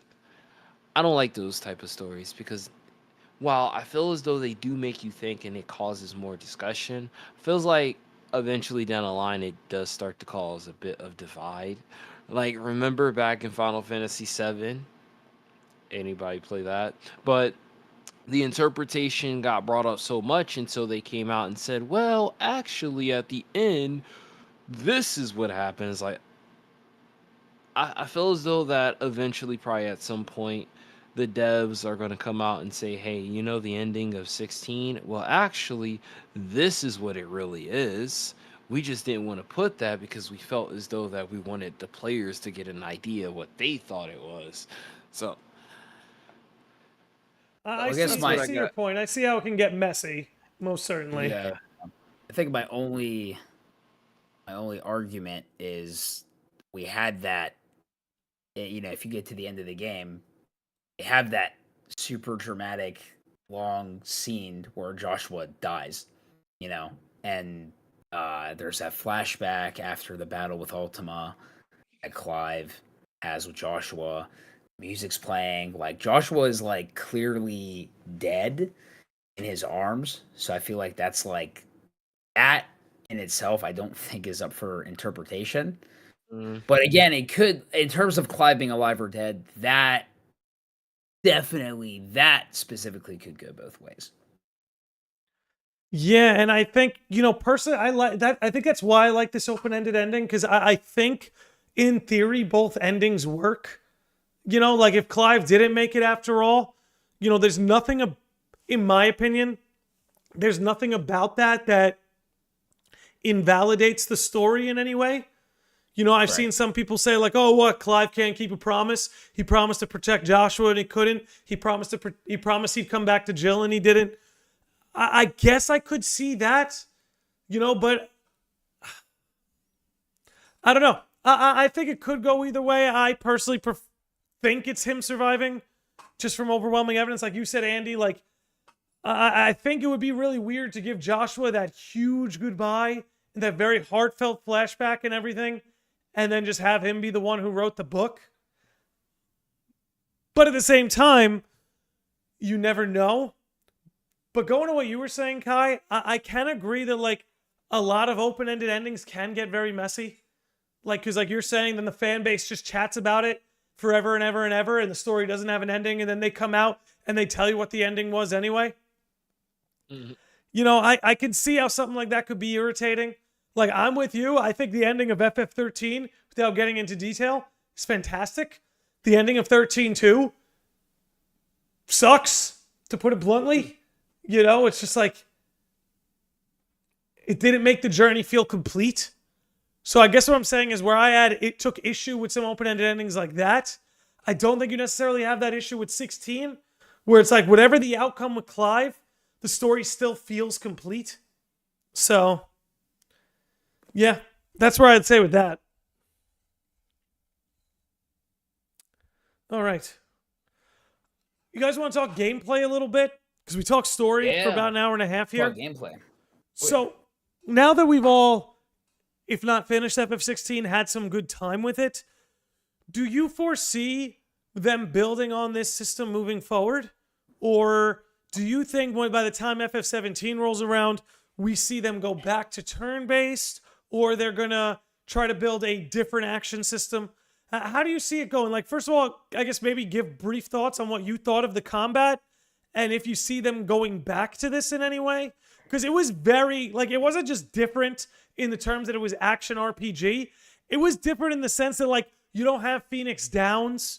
You don't control party members in any real way. You don't, a lot of those staples of the series are gone as well. So, I don't know. Where do you guys see them kind of going with this? Yeah, I thoroughly enjoyed the combat. In the gameplay, I think there were definitely some things that felt a little underwhelming for me. Like, there was just like some icons that I just didn't touch, and it was just because, like, it's purely just because, like, I'm a big damage number guy, right? Like, I got Giga Flare and Lightning Rod. I literally do not need anything else. But it kind of just prevented me from not really experimenting too much with, like, Shiva's abilities. And even though Odin's abilities were really, really cool and some of, like, the coolest looking abilities in the game, I think really the only, like, good thing out of it was its Zantetsuken, to be honest. It looks really cool and it's really cool to pull off, but, like, there were some icon powers that I definitely use more than others, and there were some that I just, like, barely touched. And again, maybe that's just my personal preference, but I think, like, going forward, I would honestly, like, if you ask me, I think they've already created a perfect combat system for Final Fantasy, and that's Final Fantasy VII Remake. But that's just my opinion. And like, this was fun. Like, this whole action RPG, at least it solely feels like an action game for the most part. It was a good time, but I don't see them going back to exactly this. Like, I think they'll take some things from this, and maybe they'll, like, maybe they'll do again what they did with 7 Remake in Final Fantasy 17. They'll take some stuff from this, or maybe you can switch between, like, maybe you do have one protagonist, or maybe you have a couple characters, and you do switch between these powers, but you also do have, like, that command menu. So, I don't know. I don't think, if you ask me, like, it was fun. It was really fun. I really enjoyed it. I'm enjoying my second playthrough as much as my first playthrough. However, I don't think they're gonna do that for the next game, and I don't think they should. I think that maybe they can take some things from it, but if you ask me, like, 7 Remake, I think, has one of the best combat gameplay systems out there outside of, like, aerial combat. So, like, I think they should more so take some, like, things from that, things from 16, kind of like just take the best of all of these games and maybe that made the gameplay really fun for these games, and figure out a way to continue to just make that an even better experience. Because there were a lot of people who, whenever they were, like, watching gameplay or even playing a hands-on, like, this isn't Final Fantasy, rah, rah, rah. And it's like, I get what you're saying, but, like, if you're going to make that argument, then Final Fantasy hasn't been Final Fantasy since, like, 2009. So that's we're kind of way past that at this point. But I get it. I get, like, that some people prefer turn-based, which I do like turn-based, and I like the ATB system. Some people perform action RPG. And I like the action games. Like, I'm kind of somebody who likes both, which is why I love 7 Remake so much from a gameplay perspective. So yeah, no, I enjoyed it, but there's definitely some things that felt underwhelming for me. Some of the icons felt very underwhelming for me. And I kind of caught myself, like, once I got my build, I didn't really change anything from there. And that was just me. Yeah, I know for myself, I love both action and turn-based. I'm a little bit more preferable to action. I would agree with you, Andy, where I think 7 Remake's combat is perfect, because I think it combines the action RPG elements with the things we're used to seeing from turn-based Final Fantasy. So I would prefer them move in that direction. However, as much as I loved 16's combat, and, like, the more I play it, the more creative I'm able to get with a lot of these combos. But honestly, if it were up to me, I would love to see FF17 go back to turn-based. I wouldn't want the series to go back to turn-based permanently, but I'd hate for not just the industry, but for Square Enix of all companies to move in a direction where turn-based is quote-unquote outdated, because it's not, at least in my opinion. So I agree. That's just where I stand. As much as and this was my biggest critique of the game, which is funny because I'm critiquing something a part of the game I really liked.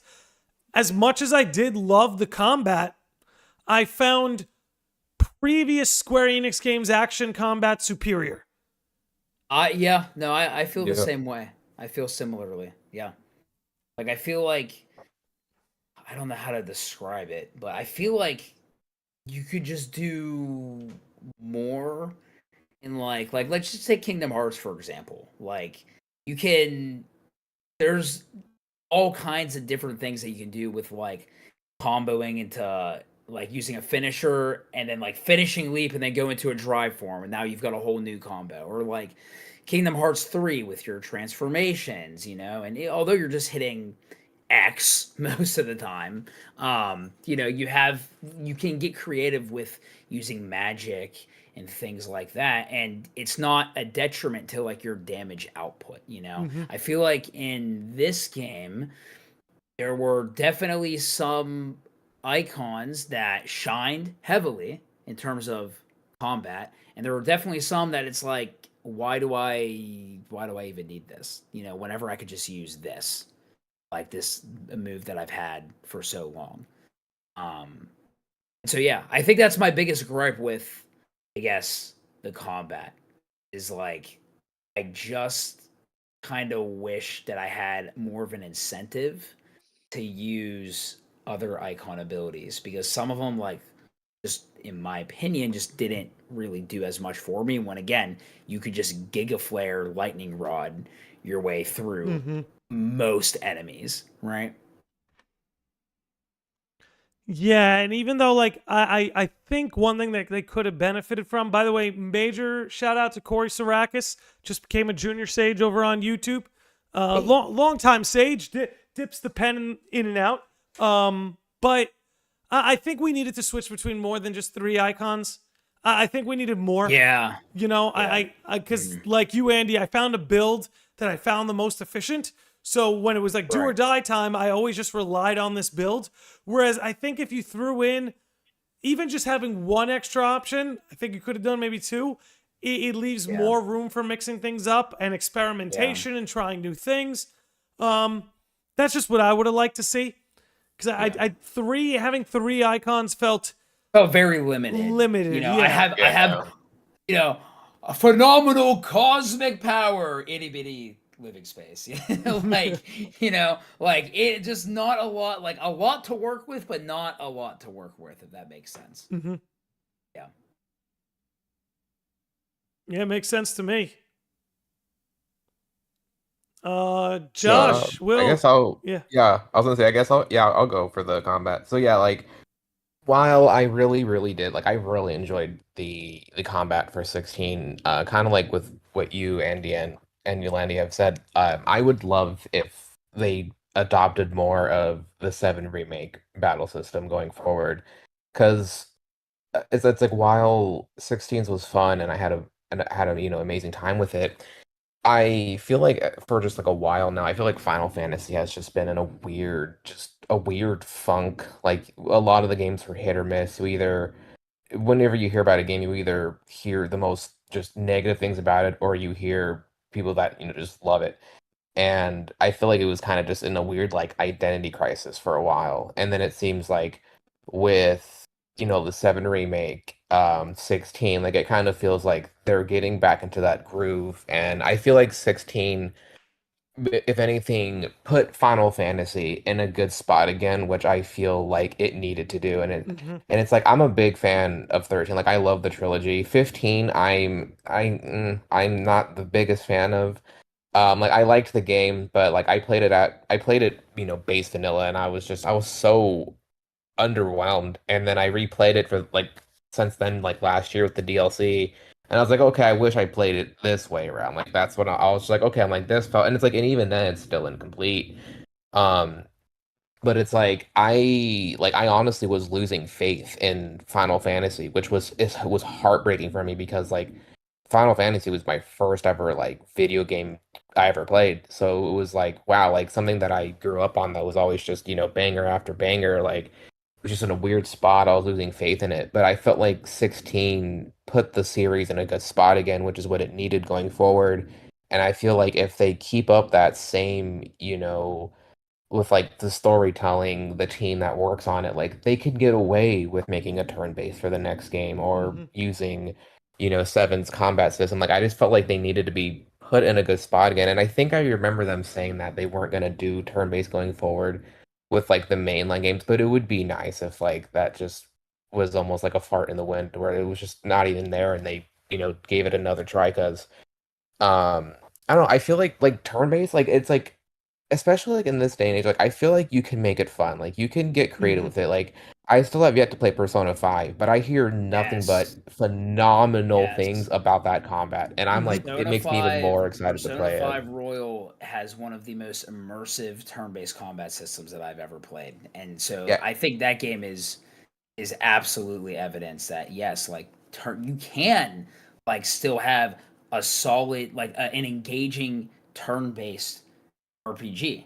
Octopath Traveler is another one that's really good with that, especially with the second one. Like it's almost to the point where it's addicting, And so yeah, like whatever, everybody has their preferences, but I think games like those are games that are proof that like yeah, like you can still do this. It's just getting people to play them, Yeah. and trying them out.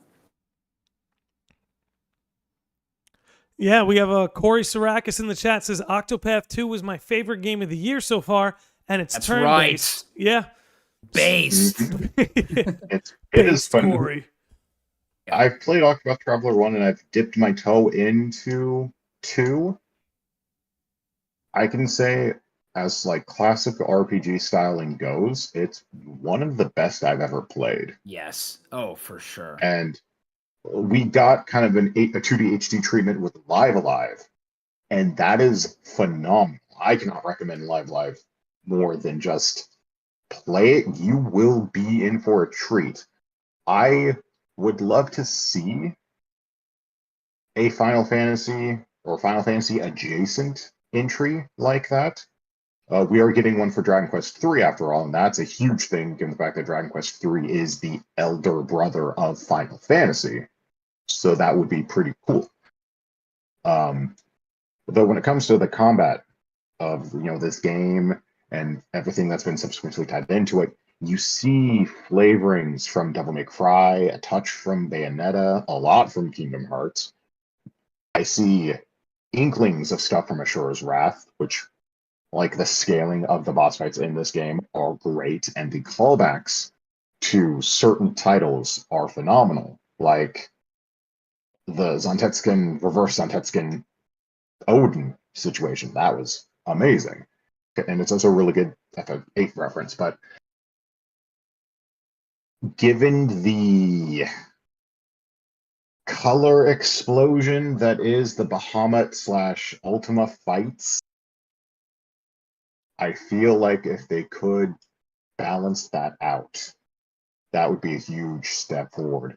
The final fight in Kingdom Hearts 3, for example, is a good balance of your color theory in a go through.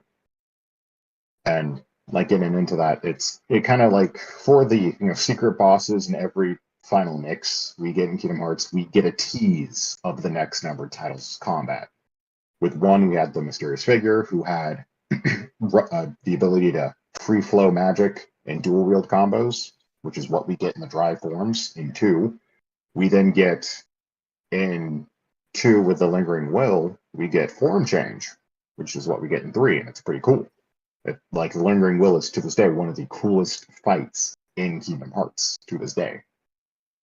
And then in 3, we get it with the secret episode with that fight and its ability to scrap and build a new weapon, which we see that teased in the trailer for Kingdom Hearts 4, with you taking that attack from this new iteration of Darkseid and incorporating it into this Giga Drill Break-esque attack, which is pretty cool. Just saying. But for back in the Final Fantasy XVI, this combat style works really well. It doesn't work for everybody, much in the same way the combat in like Sekiro Shadows Die Twice or Dark Souls or Bloodborne or Elden Ring doesn't quite work with people, because you gotta have the temperament for it, and you gotta be willing to keep that momentum and focus on the momentum of the fight, or else you're gonna be up a creek without a paddle. But once you master it, like there are people who are going through this game on the highest difficulty, not getting hit, and it's that huge. It is that skill ceiling. It's that skill and mastery ceiling. They're two totally different ceilings. And it's like, oh, you know what I'm saying? But I would say possibly 7 Remakes combat, if it got refined very well through Intermission. And for those that don't know, I only played Intermission because I got Remake spoiled for me. So I have only touched Intermission, and it works really well. That's interesting. That's interesting. I don't think I've ever heard somebody experiencing it that way.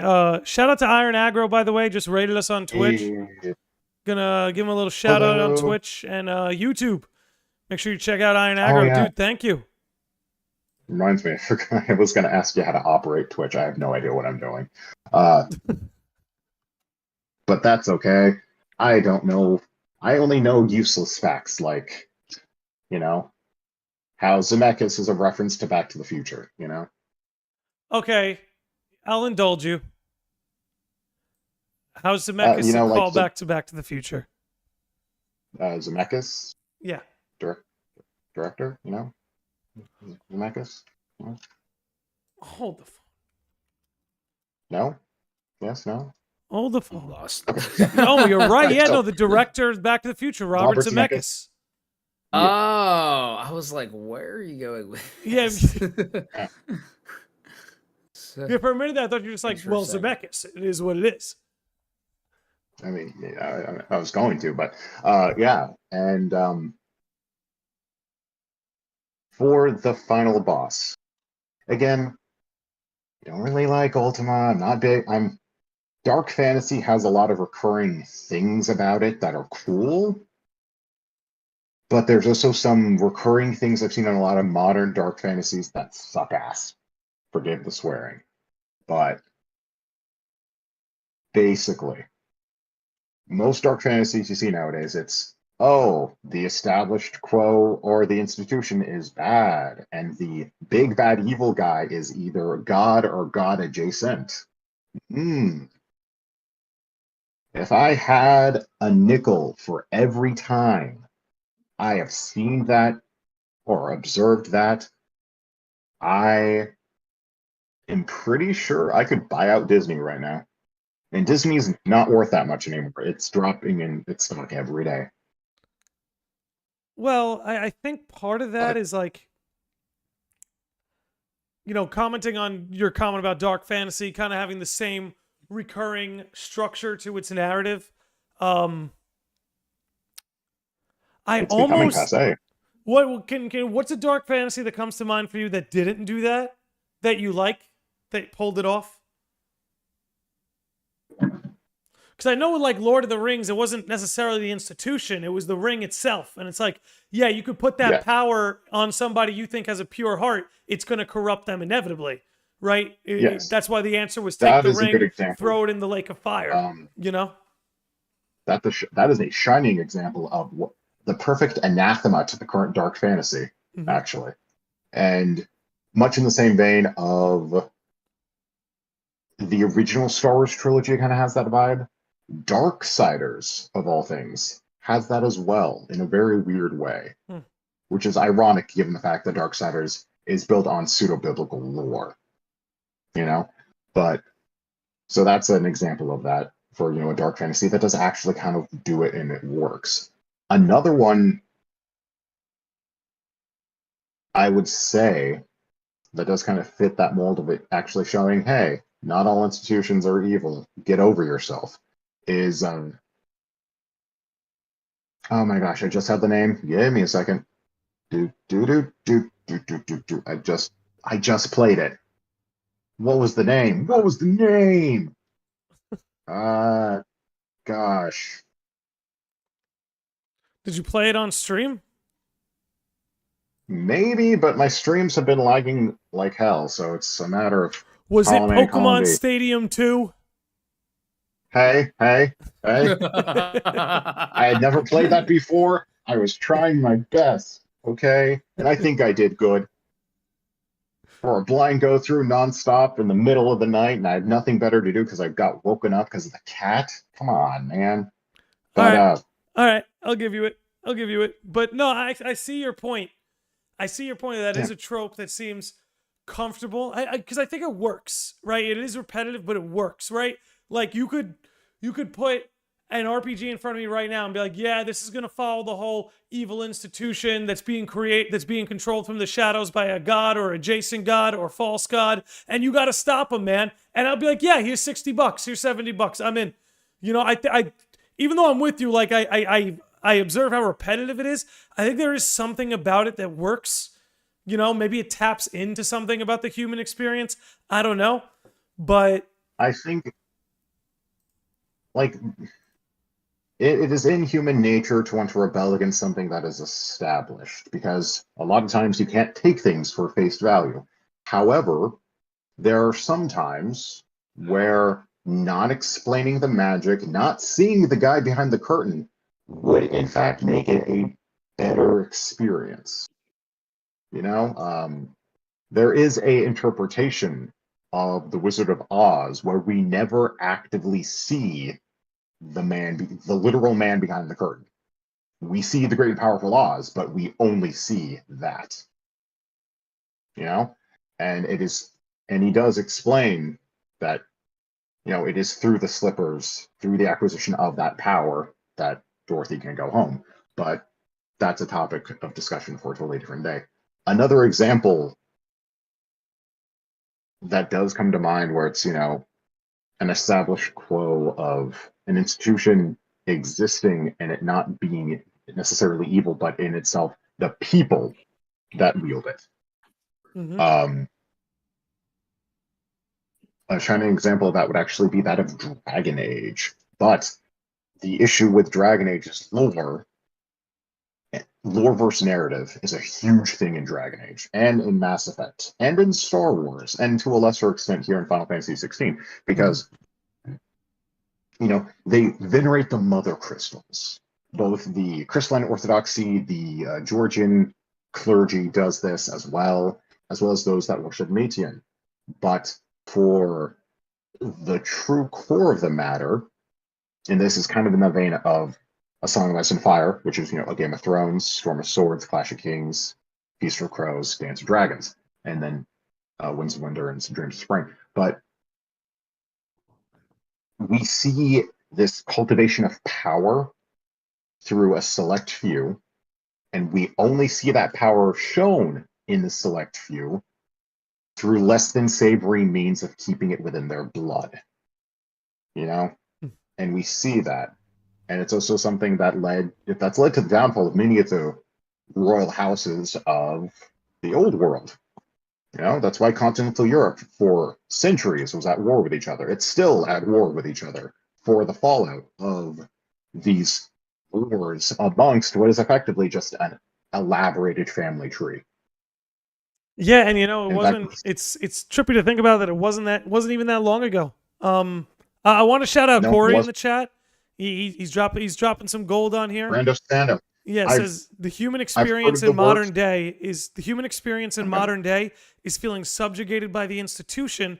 I think it fits well with how people feel and want to break their own chains. And then he follows up with, talking to you, Will, you seem very knowledgeable about fantasy novels in addition to games. Are you a Brando Sando fan? I guess you're free to answer him. Will? Yeah, I'm going to say, well, for the first comment, I was never a slave, therefore I have no chains, therefore I am free. Period. Kind of what my faith is all about. But when it comes to Brandon Sanderson, there's been some things of his work that I've gotten into, some stuff that I haven't had the chance to really dive. The one that I've read, though this was a very, very, very long time ago.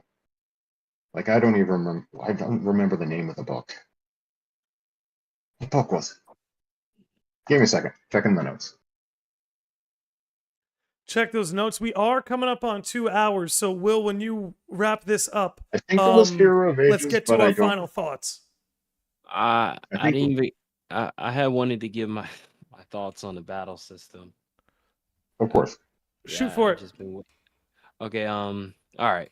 So Andy pretty much said part of what I was gonna say in regards to, I think Final Fantasy VII Remake is a good basis to go by.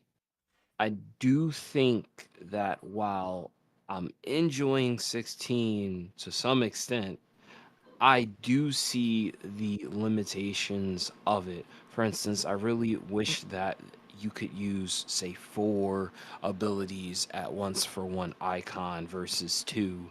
There are certain circumstances where I'm just waiting for certain abilities to come around, and versus, say, in Kingdom Hearts, right? You're not necessarily waiting for you to get dry form so you can win the fight, but in cases where I'm playing this game, I'm quite literally waiting for an ability so I can win the fight.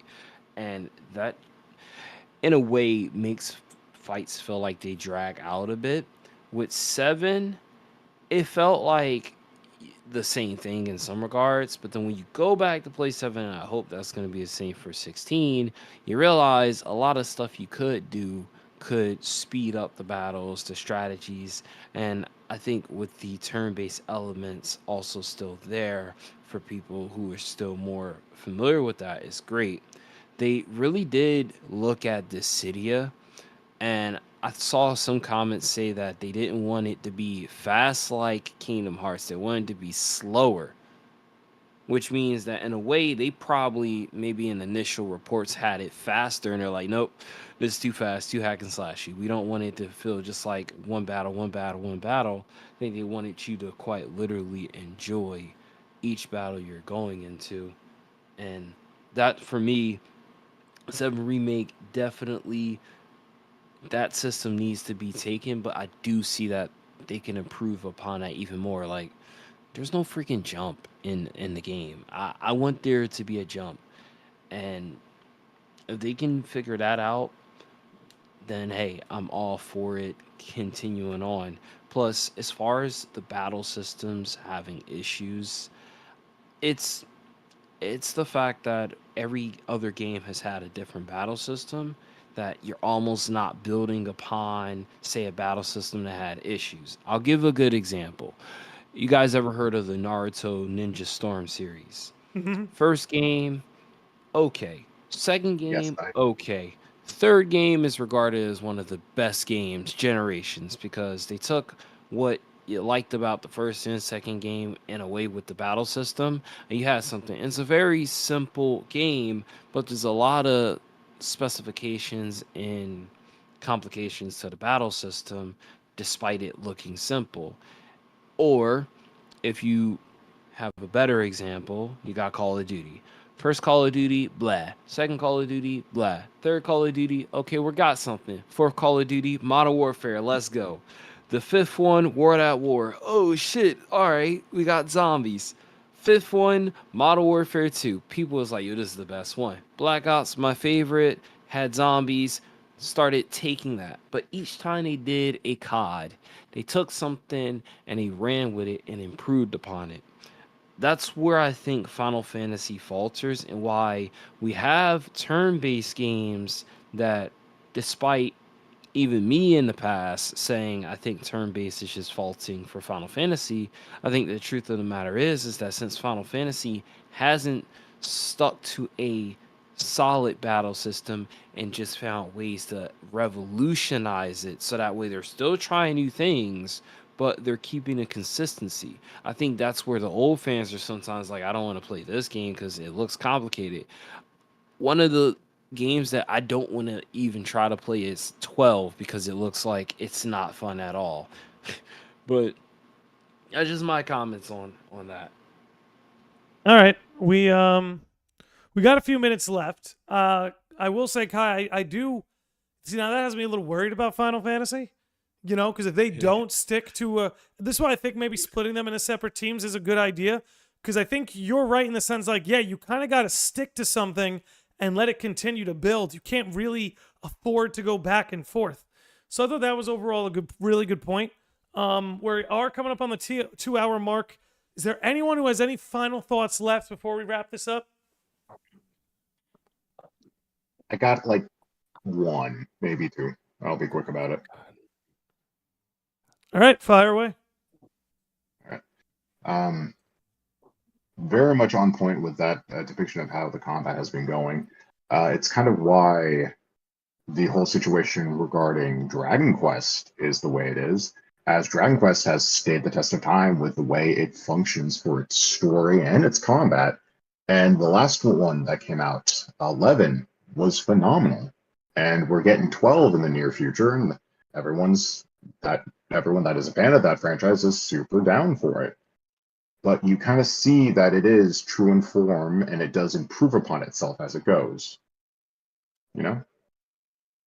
Beyond that, for, I guess, my final thoughts about 16, it broke the mold in a lot of steps for Final Fantasy, but the way some things change, the way others just stay the same. And it unfortunately has some of those failings. So, which is bittersweet. Bitter, sweet indeed, I suppose. I would agree that it broke the mold. I found it very odd that it's referred to as like the first action game of the series. I always found that kind of odd. Maybe first pure-blooded action. But, you know, there are a few games in the series that have already given that a spill. Yeah. Kai, you got it in with the combat. Will right there. Andy or Josh, you guys have anything left before we wrap this up? Josh, yeah, go ahead, man. Yeah. No, yeah. Yeah, I feel like, we said a lot of what I had to say and everything. I think I guess maybe to go on a bit more of like a con aspect of it. With me, I feel like there was so many, or not like so many, but like there was a handful of side quests that I personally felt should have been main story quests. Yeah. There was some like the Ambrosia one where you can completely miss that and be chocoboless for the entirety of the game, which I find is wild. Yeah. Same with the Jill side quest along with the Torgal. Like I feel like those, especially the one where you're talking to the little girl and then you find out that they were like they've been using different girls to like abuse like the magic or whatever, and she kept giving them the same name. I felt like that could have even been Wild. like a That was yeah, a wild. main story I quest. kind of And then wish there there were was more quests like that. yeah, because like there were, and then there was like so many main story quests where I was like, these either just did not need to be here, or they could have easily been side quests. So I felt like, especially towards like the last like leg of the game, I felt like, and I'm not a stranger to side quests. Like I love doing side quests and really getting more of the world under like my knowledge and just feel that immersed. But like I felt like they just it's like you're at work and you just sign off on that one last paper, and then they just bring a big just stack and they're like, boom, take care of all this as well. Like you have another Yeah, stack. yeah. They just bombarded you with side quests, and I felt like I it think just the kind pacing, of the spacing of the side quests could have been handled a little bit better. yeah, Because like it at the kind very of beginning of the game, you do a lot. You don't really have a ton of side quests, but like then they yeah. load them on you at the very end. So I get that. Yeah, and it kind of just like it threw off the pacing a little bit, but it wasn't too much where I was like, wow, this really stinks. Like there was one point where I was like, okay, I'm dreading I'm dreading these. But no, yeah, other than that, yeah, I feel like it was definitely, what we needed. It was a nice breath of fresh air, in putting Final Fantasy in a good space again. I'm really excited, to eventually down the line see what they're gonna do with 17, what team's gonna carry that one, and what it's gonna be all about. But yeah, after sitting on 16 for a couple months now, it was pretty high in my top list, and then it went to fourth place. Like I was like, okay, cool. Like I was like, that was just a little bit of hype, and then I got like more time to stomach it. Um, but no, yeah, I thought it was a great game. It really just fulfilled a lot of things that like my little 5-year-old self who was playing Final Fantasy 8, Final Fantasy 10, where I was just like, man, it'd be cool. I mean, A 10 lot of you kind of FFA can. references in this game. Oh my gosh, there's like a little, I think they're called I forget what it's called. It's kind of like when you sample like a piece of a song. There's like a weird, like a different Oh, phrasing dude, for it. like the battle theme. I almost thought it was the FFA battle Motifs? theme the first Motifs? time I heard it. Yeah, I could have sworn that it was fine. Like they had a little motif of like find your way in there. Yeah, Mhm. like this is very similar. Yeah, and then all the like little nods, like in the very beginning with the dragoon that just literally did the whole pose that you've seen on the Final Fantasy IV artwork, and yeah, I just felt like it was a nice little as well. Like I know they say I haven't played Final Fantasy IX, but I've heard that one's like a love letter to Final Fantasy. But I feel like It is. 16 is kind of that as well with the little nods that it makes and what it has to provide. But yeah, I loved it. I really feel like they did a great job with this game, and yeah, I'm gonna pass the torch on to who's next. Yeah, and I I got think 2 small points. Sorry. I was gonna say kind of in a similar direction, piggybacking off of Josh, but in the opposite sense, with like the side quests. Like there were definitely some that I felt like should have been main quests, but I also thought that there was like this game had a lot of unnecessary padding in between like some of like the big hype like roller coaster moments of the game. And I get it, like you need to have those moments where you slow down, right? Like, but there were just times where I was like, it just felt like some of it was unnecessary. Some of it was like too slow. Like they could have cut out maybe like 8 to 9 hours of the game, of like some of the stuff that they had in between. Not saying that you take all that stuff out completely, but like I think they could have cut out a good 8 to 9 hours, and I feel like it would have been a much more I don't want to say digestible experience, but I think it would have been it would have felt like the pacing would have been better, if that makes sense. Like it would have made the pacing better.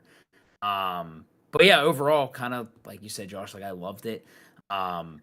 It's definitely, now that I'm kind of replaying it again, and now that I'm off of like the recency bias of finishing it, you know, for like a couple months now, I'm definitely in that stage where like, you know what, yeah, like there were a lot of things now that I'm going through again, that yeah, I didn't really like this that much, you know, like this was great, but like I have, I'm out of like that bias hype phase. So now I'm seeing like, oh yeah, like I didn't really, you know what? Yeah, why did they do this? I'm not really a huge fan of that. So, but overall, still enjoyed it. I'd probably put it as number 3 actually in my, like, in terms of the Final Fantasies that I've played. But I've not finished FF10 yet, and that one's probably gonna be up there because I'm loving that. So we'll see where we go from there. But yeah, FF16 was fantastic. Yeah.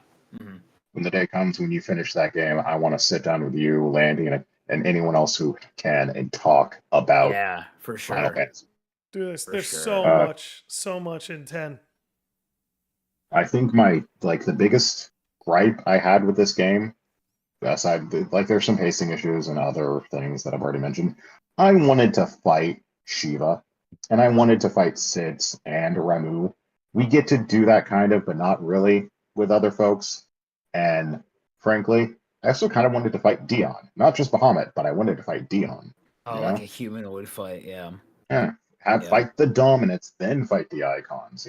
Give it its proper due diligence. Because I don't know, maybe I just really I just really want to see that. Yeah. Also, my cat says hi. Well, roommate's cat, but she's here too. Well, hello to her. Hello to her. My connection's getting a little wobbly, so I think this is a good time to end it before it gets any worse. Guys, thank you so much for coming on. Another shout out to Kaiora too, who left us a little earlier. But yeah, this was a great time. I love FF16. Definitely going to want to keep talking about it. Andy, I can't wait for you to finish FF10. I'm sure you're going to have a lot to say. Same.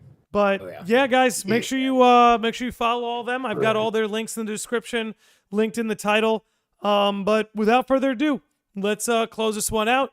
Thank you for hanging out, everybody. We'll be back at you soon. I don't know how soon I'll be back. There's a 50% chance I get hit with a hurricane in a couple days. So we'll see how that goes. But anyway, thanks for hanging out, everybody.